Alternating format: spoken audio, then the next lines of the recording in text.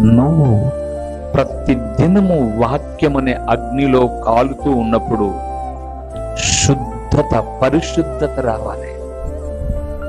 ఎప్పుడు మారుతారు? ఇంకా ఆల్రెడీ కొన్ని శ్రమలు, ఇబ్బందులు మనకు ఎదురవుతున్నప్పుడు అప్పుడైనా మనం దేవా అని పశ్చాత్తాపడద్దు.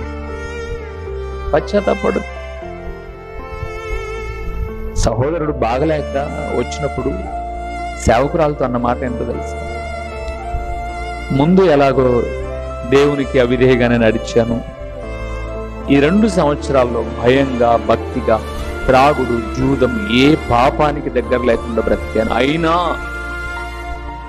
ఈ బాధ వచ్చినప్పుడు దేవా నేను ఎక్కడైనా పొరపాటు చేశానేమో, నన్ను క్షమించి నాకు ఆరోగ్యం ఇచ్చి నా బిడ్డలతో కలిసి పని చేసుకోవడానికి సహాయం అన్నాడంటే మనసు చాలా సంతోషం అనిపించిందండి. పశ్చాత్తాపం ఏదండి?